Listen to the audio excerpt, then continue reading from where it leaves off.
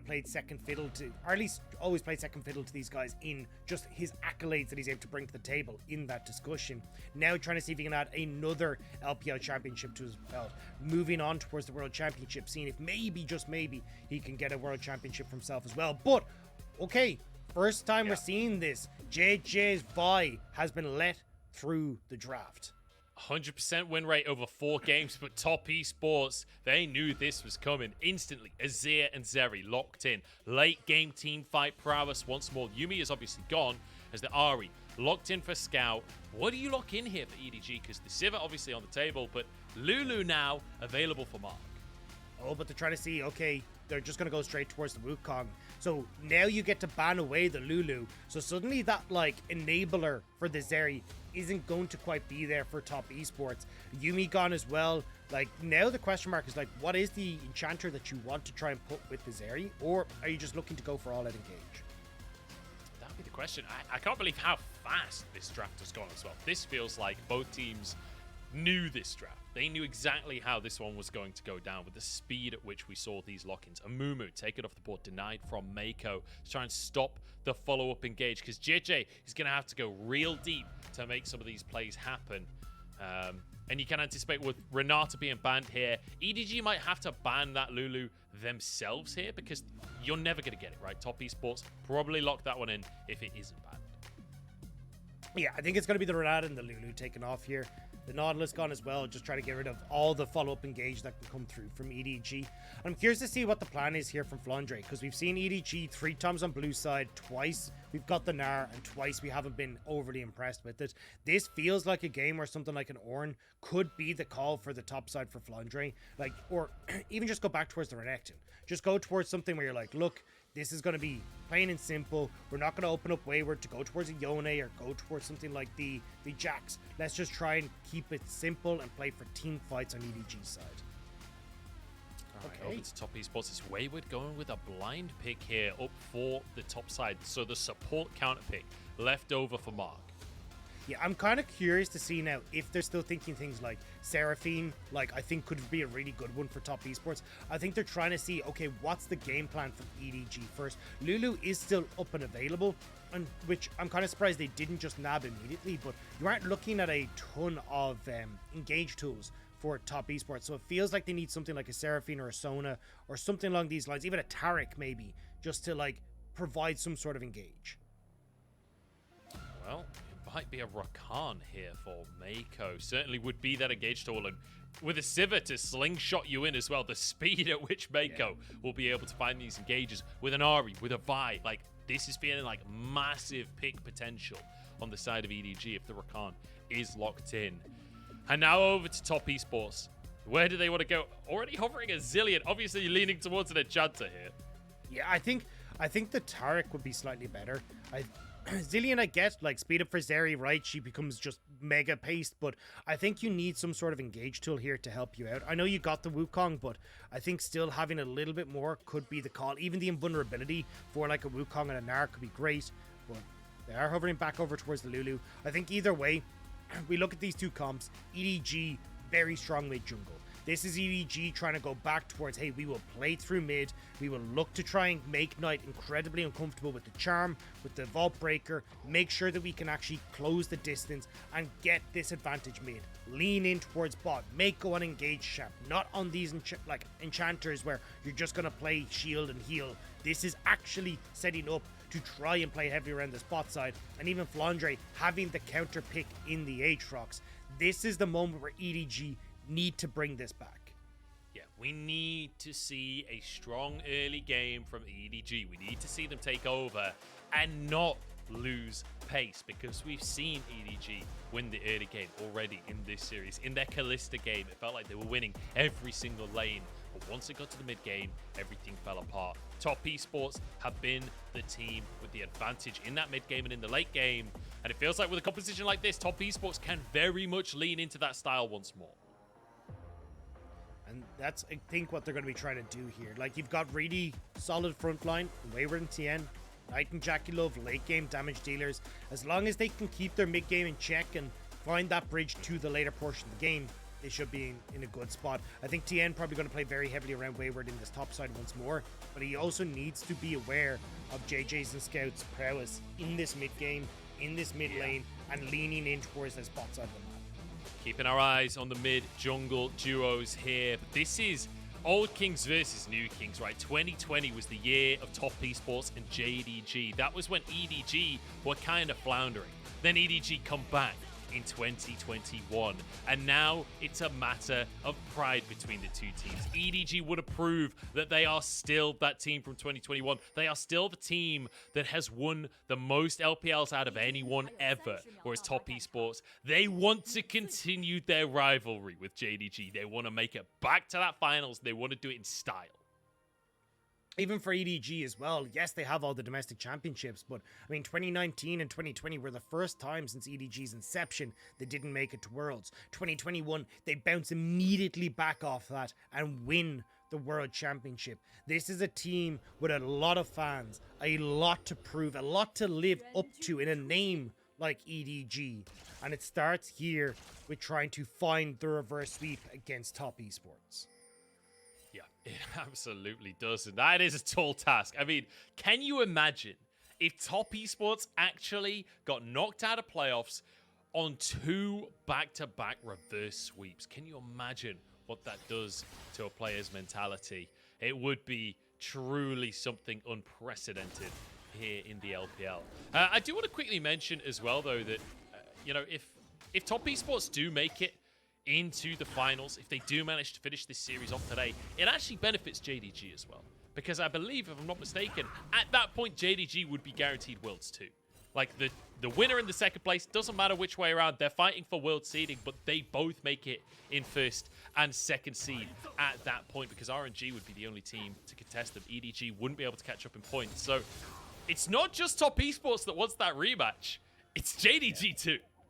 Yeah, so the Top Esports have the most points at the moment, so will guarantee themselves playoffs. And then it just becomes a case of, you know, JDG, if they face off against Top Esports in finals and win, they will take the auto qualifier from being first seed in the LPL.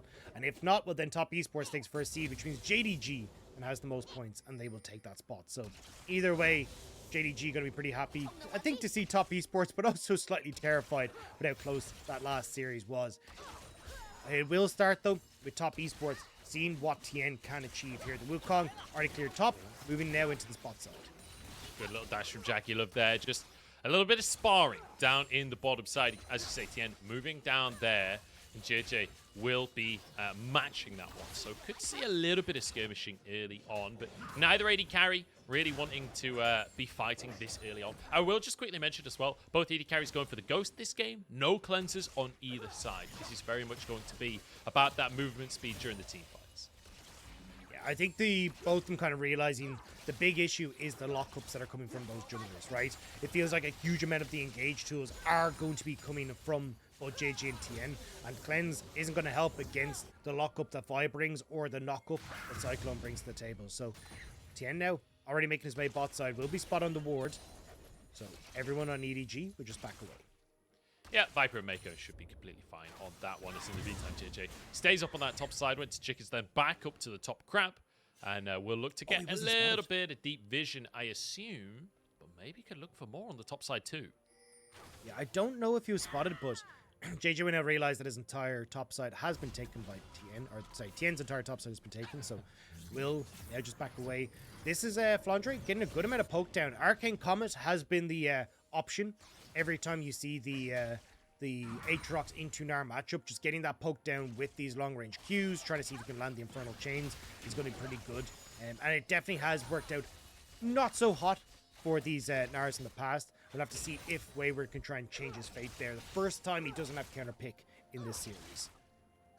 Yeah, that's going to be the question is, can Flandre redeem himself for the way that the previous 2 games have ended? It has been a bit brutal, a bit rough for him. And, you know, especially for Wayward, playing up against a player like Flandre that is so experienced, that is obviously a literal world champion, but also just generally speaking, exceptionally experienced within the LPL. Wayward, you know, getting rookie of the year here in the LPL and having a tremendous performance for himself. It's the fact that he's able to maintain that form during playoffs. It's been so impressive from Wayward, managing to have a great series. And, you know, managing to have an exciting series as well. I think that's the funnest thing is he's played Jackson Yone so far today. Like, Wayward came into playoffs and did not mess about. He stuck to his guns and he stayed who he is.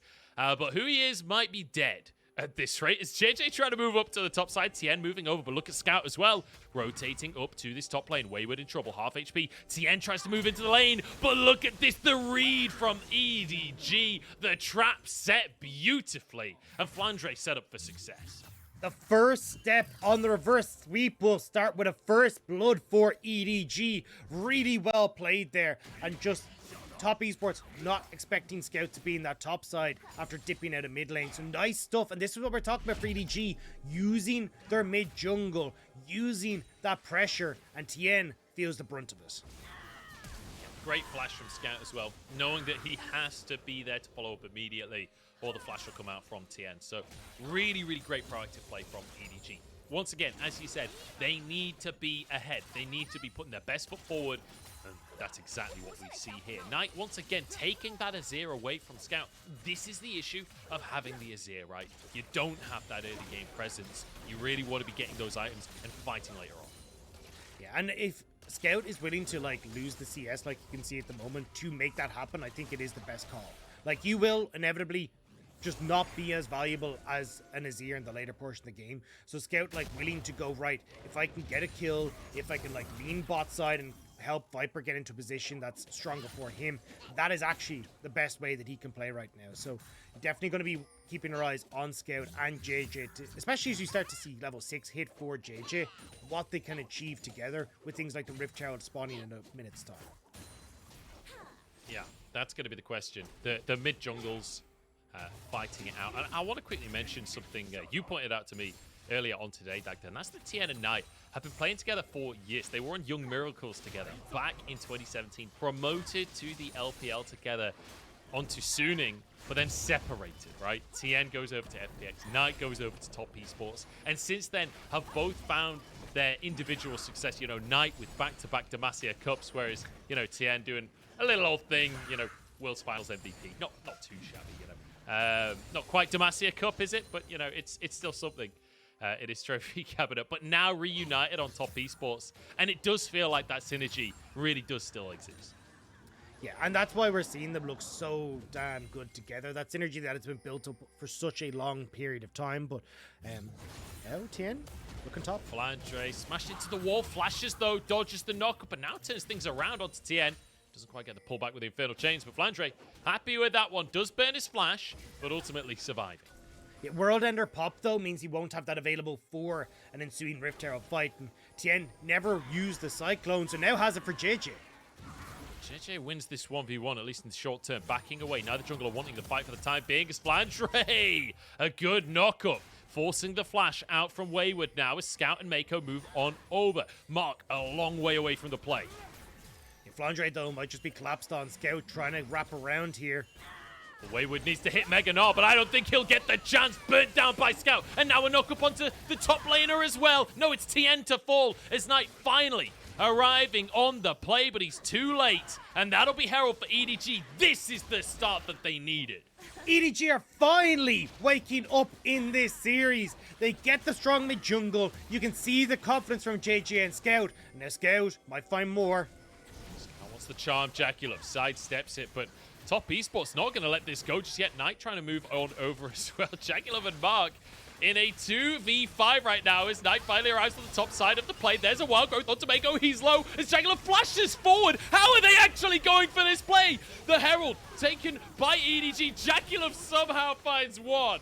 But at the end of the day, it's EDG that get the Herald. They trade the kills. That is not worth it for top. But they're not stopping just yet. Wayward and Tian now looking for more. Viper knocked up. There's a boomerang as well. Viper trying to escape. The spell shield comes out. But Tian to follow. The Cyclone gets it. And Viper is down. Get bonked. Tian manages to get back into the fight. Just about able to pick him up. But now Tian's in trouble. What is going on in this early game, Dagda? Tian over the wall here, knocked up though, and followed onto JJ to finish it off. Tian punished for the overstep. A 2k gold lead now opening up for Edward Gaming. Rift Herald in JJ's pocket. The early skirmishes are going JJ's way. And suddenly, the MVP of this series, Tian, 1 and 3, thanks to EDG's control. Great job here in the lockup with JJ and Scout. Flandre setting up beautifully as well. And Viper just a little bit late on the play. He comes in here, they think they can maybe take the fight, but great wall growth from Mark again on this Lulu. Makes sure that JackeyLove is safe. He tries to play forward in the fight, but they just don't have enough in the tank to finish this one out. JackeyLove is so aggressive there. Oh, I feel like top he side. could have Top side. towards Gnar. Oh my days, it's another kill for Flandre in the split screen as we see how the fight ended with Tian finishing off Viper in the end, but then overstaying for the buff. So, pure carnage across the map here so far, as now we see Top Esports trying to get a first Drake up the game. They know that their game plan is late game right now, so a first Drake is certainly going to be needed.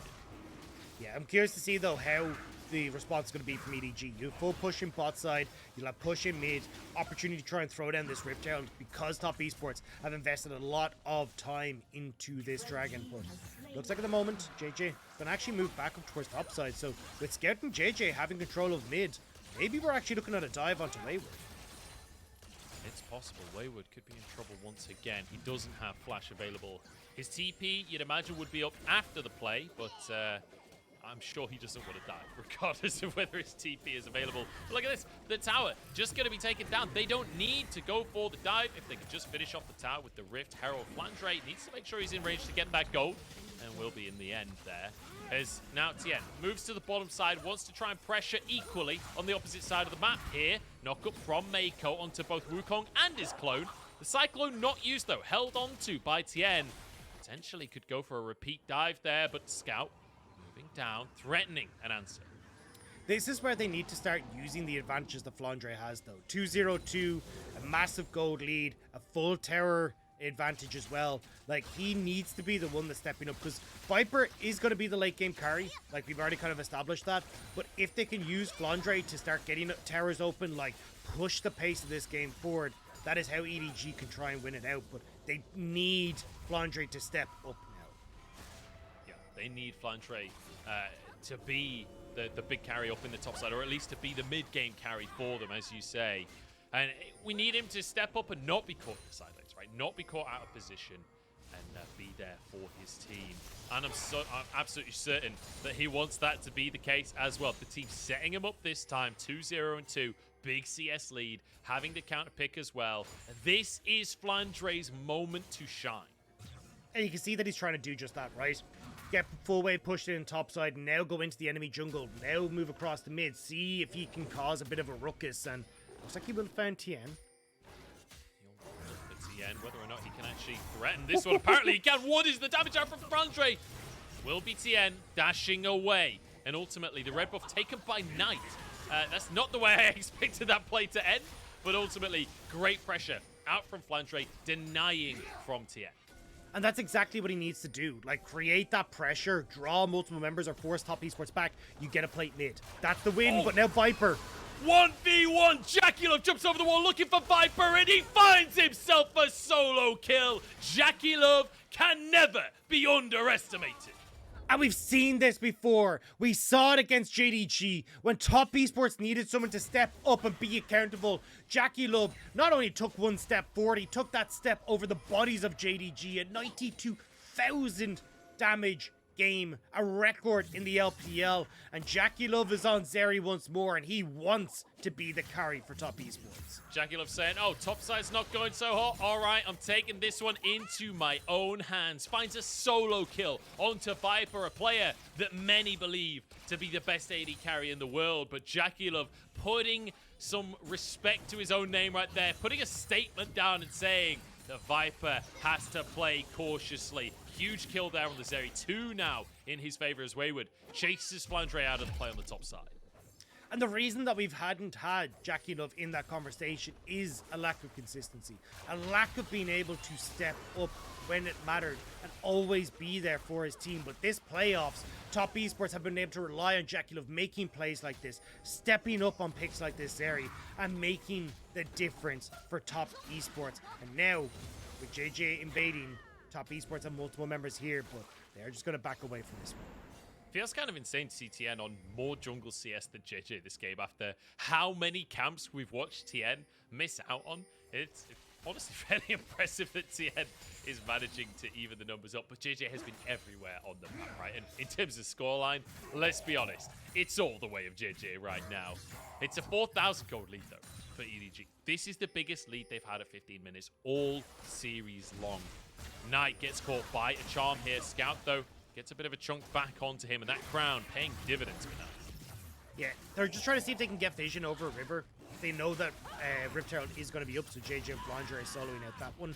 So they're trying to establish control for Dragon in 30 seconds time. See if they can get a little bit more for themselves. And at the moment, it's doing good. Meiko can't really face check here. Now they're looking at Scout, who is a little bit overextended on this bot side.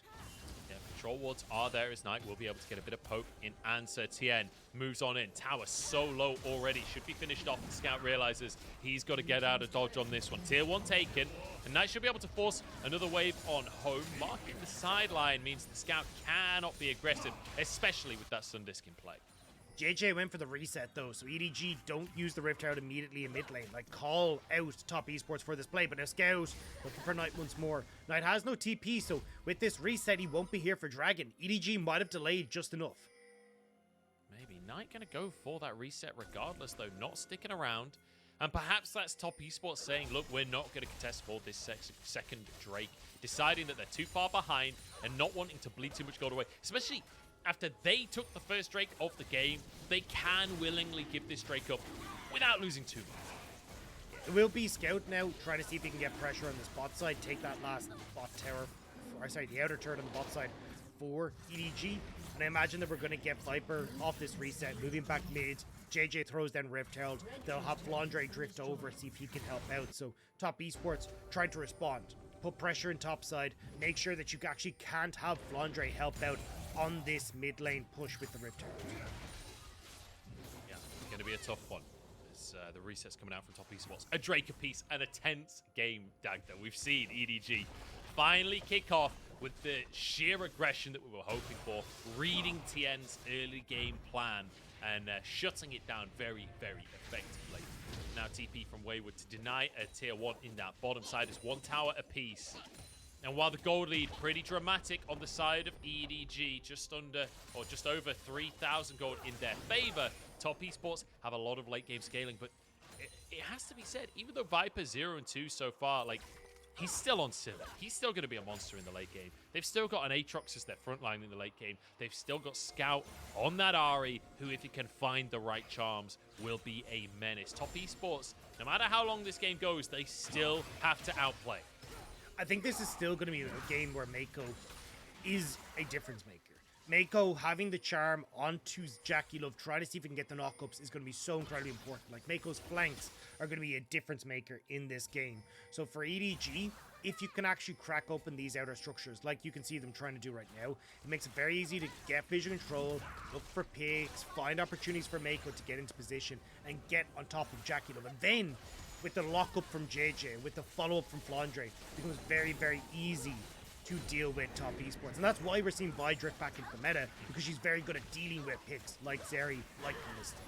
Yeah, you can't escape when she just chases you down no matter what. Pushing the mid lane here with the Herald. There's 1 tower taken already. Herald will get the second charge, but there's no threat from EDG on that second tower just yet. But a good amount of damage done. They can return to that one later. But I just want to quickly mention Scout actually picking up a Medjai's here against Knight of all players. I feel like that's a very confident pickup. That's kind of a call out there. But Scout on 6 stacks so far. We'll keep our eyes on that number because 2-0-2 with the Ahri. He's been playing exceptionally so far. I've got a feeling he's going to get a few more pages yet. Yeah, I love how we, in like the English broadcast and like English Angry, try to make it sound all flary. It's Medjai's Soul Stealer.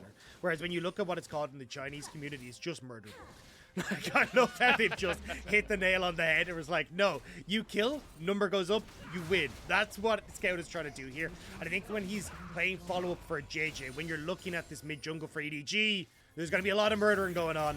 There certainly is, and Flandre wants to be the man to do it. Here comes JJ with a Cyclone. Very nicely done by Tian. It's not enough. He goes down, and now Knight in a 1v3. Meiko arrives, quickness, knock up, and carnage. Double kill for Flandre. The world ender living up to his name. A Scout could be caught on the bottom side. Mark trying to chase it down. JackeyLove flashes into the play once more. The charm, not enough, but Scout has the Zhonya's. JackeyLove can't tank the tower forever. He's going for it anyway. He actually dies. And Scout with the double kill. It's unbelievable. How does Scout manage to get away with this? JackeyLove sees the play. He's trying to be the hero for top esports, but EDG will not let him be. Scout goes golden. The moment is there, and EDG in their golden moment get Baron as well. EDG looking good to start at least one game on that reverse sweep. They go 2-0 down, and then they find fights like these, winning both sides of the map simultaneously. Tian walking in, and Flandre just rinses him. Look at the damage that comes out from this Aatrox. Great Darkened Blade as well to keep him in the Infernal Chain, so Tian gets pulled back, sets up for JJ. And even when you look at the way Meiko came in as well, dashing on towards Flandre and then being able to go over the wall with his knockup to guarantee it. But we'll see it here. Scout way overextended, right? But with the flash, with the heal, having that stopwatch in his back pocket. And Mark has already tanked up like 3 terror shots before this goes down. JackeyLove tanks up one more. And just the speed up as you throw at the Q gives him enough. And then, unfortunately, Mark takes one more on the way out. You know, he's got the murder book. It's on 14 stacks, and not a singular reaction, not a flinch on his face. He's got a, you know, he is murdered. He is murdered at this point. 2 kills for Scout in the 2v1, and it's just another day in the office. This Ahri looking beautiful, and now this will be the second Drake as well. Cloud Soul, unfortunately, for EDG here. But it will be 2 on the board for them. And top esports really pushed against the ropes, but Dagda, I don't want to put too fine a point on it, but this isn't the first time in the series they've been significantly behind EDG, and it's certainly not the first time in playoffs that they've fallen dramatically behind and still managed to come back into it. This is a team you can never count out. And you still have a very terrifying 3 out of spike for top esports, right? The Azir, the Zeri, and looking at Tian and Wayward getting into a position where they're comfortable as well. It still feels like there are maybe moments where top esports can get back into this, but EDG are doing a good job of trying to deny those opportunities. Looking for picks, not taking full 5v5 fights, controlling vision in the enemy jungle. So they're taking fights before top esports can get themselves established in the river, and that's how you try and play with something like this fall. Wallop so close to landing onto JJ, but honestly, I'm not entirely sure if there was a play available for top esports. That said, look at Viper right now. Viper just leaving the base, and EDG still taking towers on the map. That's how confidently this squad is playing right now, and rightly so. They're almost 10,000 gold up in the game, and yes, top esports, they have come back in the past, but this would be a monumental win if they were able to come back from a deficit like this. Like, there is no universe where top esports should win this game, right? They absolutely should not. It would be criminal of EDG to lose from a position like this. And that's why you can see that they're trying desperately to give everything to Viper here. Get him towards an IE, but nice. Might have overextended the TP out. No. Tries to get the recall off there, JJ with a bit of CC. Knight, he ain't going anywhere. There's the cease and desist. Flandre with a knock as well. It's a good Empress Divide. It's a good little dash, but it's knocked up and finished off by Meiko and JJ, with Flandre doing a bit of the heavy lifting when it comes to the damage. A nice pickup for EDG. Knight being a little too greedy for those waves.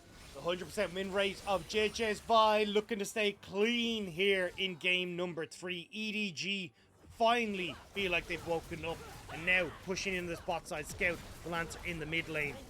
I mean, this is such a different look from EDG. And don't forget, after this as well, they'll start to get in towards multitudes of different champ selects. Maybe we start to see things mixing up on who gets side selection as well. But the EDG, they've just got to put the bow on this final gift for, oh, I found out during the break, it's Flandre's birthday. Yeah, Flandre. And, you know, getting some ganks for his birthday, finally, in game number 3 of this series. It's 11-3, and I have to say, the biggest thing is just the EDG going 0-2 down. You can see the veterancy, right? Going this far in a series, being pushed to the limits, and then coming into game number 3 on this kind of form, with this kind of dominance, just shows, like, you cannot ever break the mental game from EDG. They are untiltable, and they're showing that here. As Top Esports try and vie for some control around this Baron area, I don't think that's something they can go for. Viper having to pop on the hunt here just to survive. But who's picking who? Because Wayward's caught in topside. Oh, and he's mini Gnar as well, not even close to Mega, but actually, EDG can't quite close the gap. Quickness still available for them. Tian is caught in the middle of everyone. What is he doing there? Taken out in the blink of an eye. And EDG, they bait Top Esports in. They find themselves their pick. And now Baron up in still a minute, actually. I thought Baron was up already with the way everyone was playing. JJ says bye-bye with the point-and-click CC. Beautifully done by EDG to get that pick on towards the Monkey King. And now you've got the Baron in 40 seconds. They're getting control over that. You've got the opportunity to start looking for more of these picks. Because, I mean, look at JJ's cooldowns. Like, this Vi ultimate is up so damn quick. And it's why you're seeing JJ now striding forward, getting control of this top side. I mean, honestly, we're seeing the dichotomy of our junglers here, right? Where Tian getting 2 MVPs in a row in this series. And then game number 3, 1 and 5. Whereas JJ having a game of his career right here. 3-0-7. That's almost 100% kill participation. Just 2 kills across the map that he's not been a part of. He's on 3 items at 26 minutes, which a lot of junglers don't get 3 items all game long. Just monumental performance for him. As you say, 100% win rate on the buy-in playoffs. He wants to keep that statistic. EDG looking to make sure they can get that. Pushing forward, trying to see if they can spot out where Top Esports are. Top Esports huddling underneath the tower, though. You can see that that's kind of giving EDG a lot of access to this top side. Worth mentioning that it's a sun disk, not a real tower. So it's kind of somewhat false protection, right? Where it's not great to dive one, but I don't think it's as scary as a normal tower because they are not as tanky as normal towers. Baron peeled off from by EDG as Top Esports threatened in the mid lane, and EDG don't want to give a singular inch. Knight dashing away, but knocked up, caught by the Infidel Chains. Tian buying space for the rest of his team. Scout with a charm onto Knight. What a play from the mid laner of EDG. Knight turns golden, but finished off. No, Emperor's Divide keeps Knight alive. How is he surviving this? In the meantime, JackeyLove dives onto the back lane. Flandre with 1, but Scout might fall. JackeyLove can't finish off the kill here. Can't close the gap. Now trying to chase them down. No way do they actually do this one! The mojo is flowing, and Top Esports, no way should they win that fight, but they make it happen anyway. Top Esports will not be denied their chance at a rematch against JDG. Down nearly 10,000 gold. They find the team fight win, and they'll find the Baron. And it's not only the shutdowns on EDG, it's the objective bounties, it's the control, and suddenly that gold lead is starting to dwindle massively for EDG.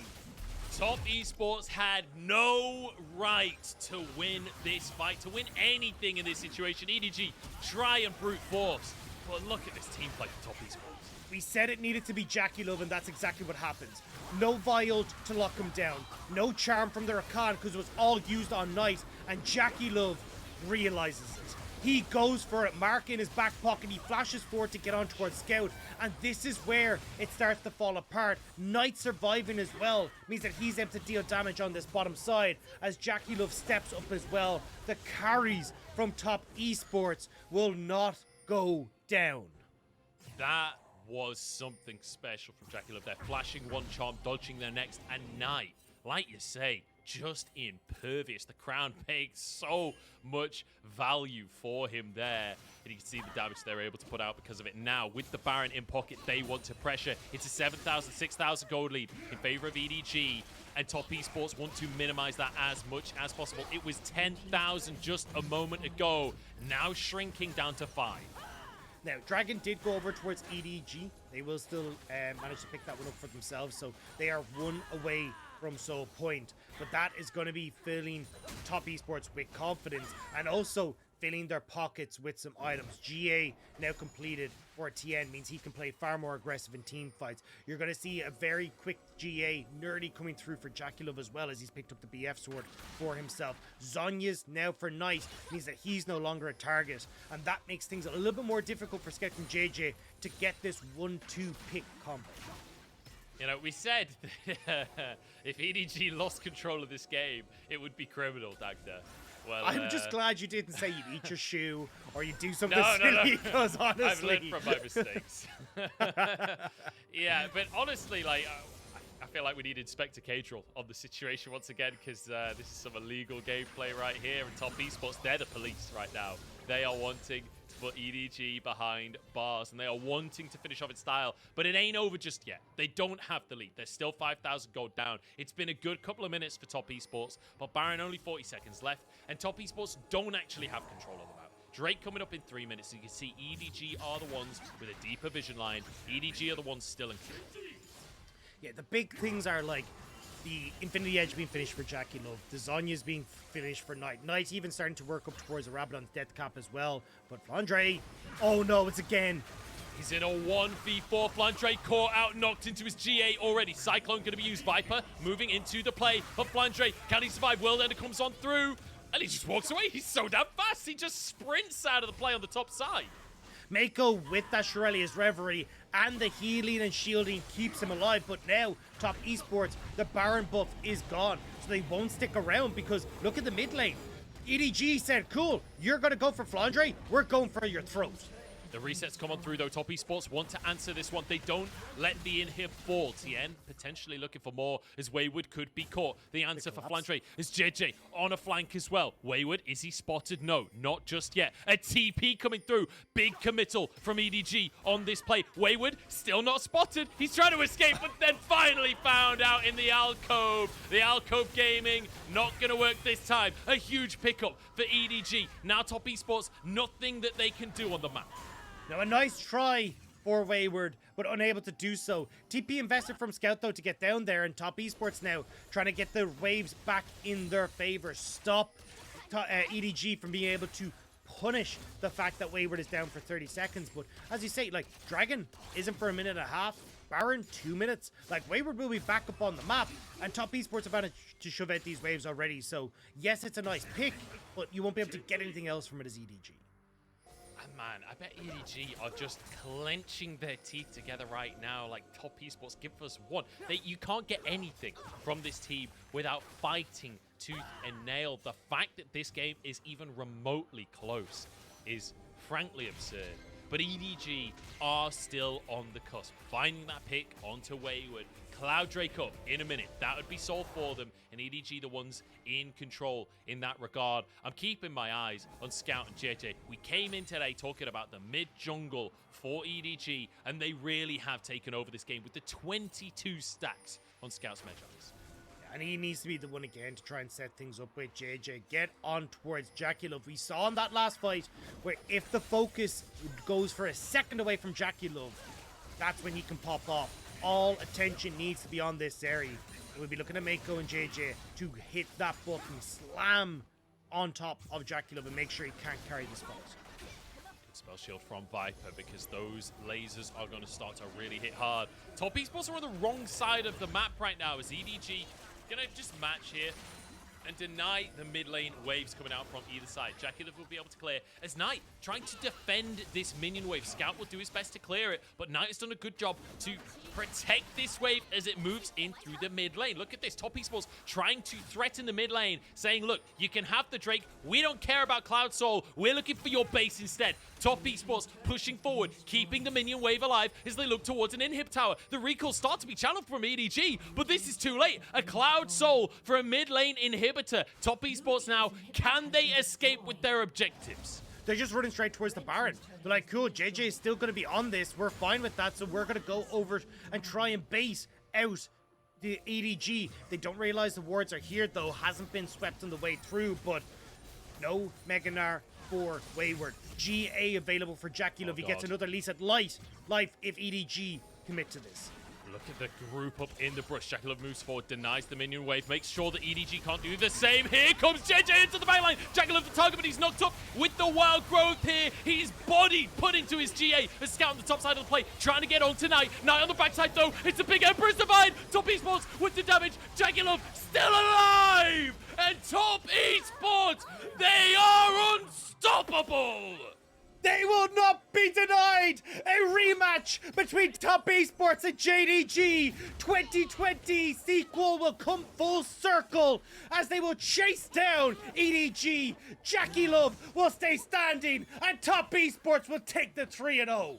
Just when everyone stopped believing, Top Esports make the unbelievable believable. They want their rematch and they want their finals against JDG. Beautiful from Top Esports. That last fight, JackeyLove is dove on. We talked about the GA being there, and Knight says, I got you, bro. With the Emperor's Divide, buys space for JackeyLove, gives him a wall to hide behind, and JackeyLove nestles safely into the arms of his team, and they will carry the fight and put themselves into the finals. What a performance from Top Esports. And you know, halfway through the game, we were talking about they've done this before. They've come back from 10k deficits before. It was a half joke. I didn't actually expect them to then do it here in game number 3 when they were against the ropes and EDG had everything they could want. And yet, Top Esports once again just do the thing that nobody expects, the thing that nobody else could pull off. This team is unbelievable. I mean, the mojo, man.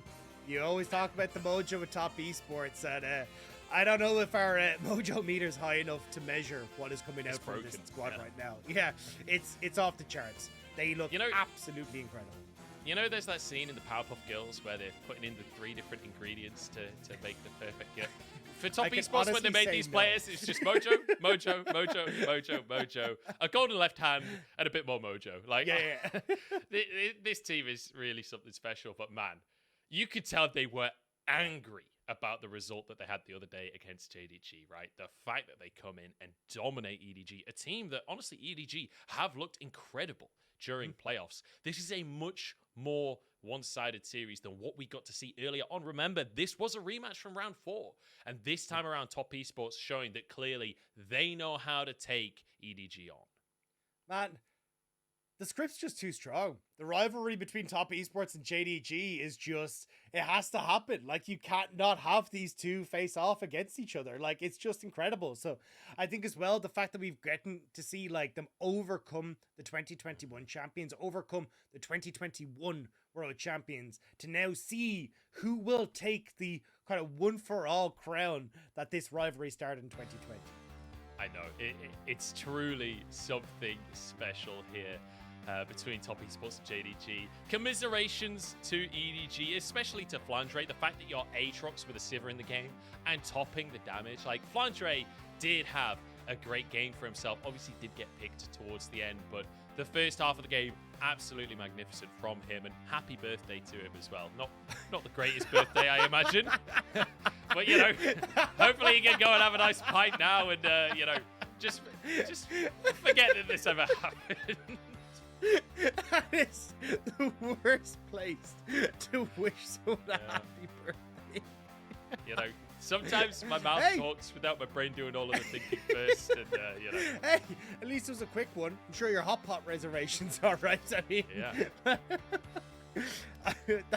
But either way, sorry, that was just Top Esports looking fantastic, and it's sad to see, right? Like, I think for EDG, this was their game, right? It looked like it could all come together for them. JJ and Scout were working incredibly well, but again, Top Esports finding these moments in the mid game, playing towards these late game fights.